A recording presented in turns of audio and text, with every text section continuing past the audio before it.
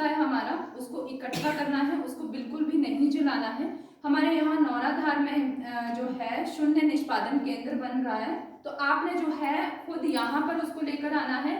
जो मोटा प्लास्टिक होता है उसको साफ करके आप रखेंगे, वो पीडब्ल्यूडी जब हमारी सड़कें बनती हैं तो वो वहाँ पर जो है काम में आता है।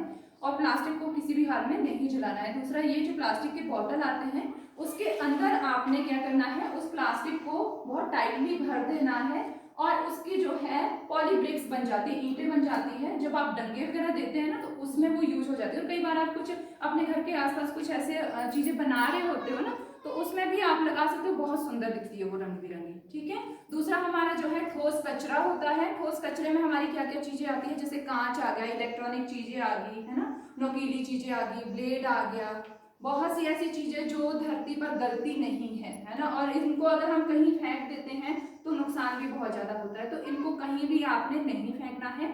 जब भी हमारे कोई कबाड़ी वाला आता है उसको आपने इकट्ठी करके ये सारी चीजें दे देनी है, और या फिर आप यहाँ नौराधार लेकर भी उसको आ सकते हो। ठीक है, निष्पादन केंद्र पे।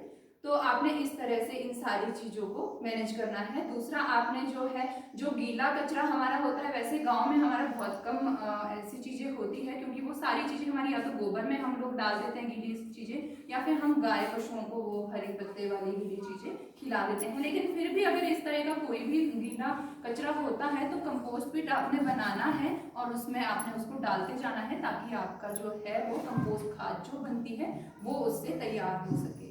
इसके बाद हमारी चीजें आती है कि आपने जो है सोख्ता गड्ढा बनाने होते हैं। आजकल हम घरों में क्या करते हैं, पक्के टैंक से बना देते हैं, जिसमें हमारा जो है बाथरूम का पानी या बर्तन धोने का पानी हम उसमें डालते हैं, और धीरे धीरे फिर क्या होता है वो भरने शुरू हो जाते हैं। उसका क्या कारण है, वो या तो वो खुले में छोड़ा होता है हमने, या फिर उसके लिए पक्के बनाए। तो वो पक्के नहीं बनाने हैं आपने, कच्चे होने चाहिए, क्योंकि जब आप नीचे उसको कच्चा रखेंगे तो तभी वो सोखेगा पानी को।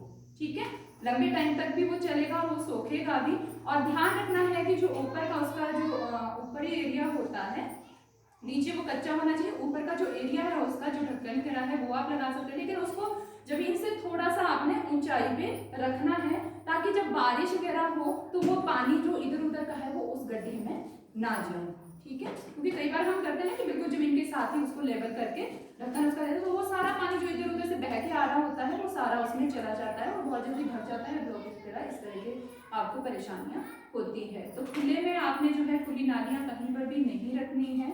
इससे क्या होगा, साफ सफाई भी होगी हमारी आसपास में। और आजकल तो है बरसात में जो है बहुत सा खरपतवार हमारा उगा होता है ना, जिसमें मक्खी मच्छर पैदा होते हैं, बहुत सी बीमारियों का कारण वो हो जाता है। तो अपने आसपास आप लोगों ने सफाई रखनी है।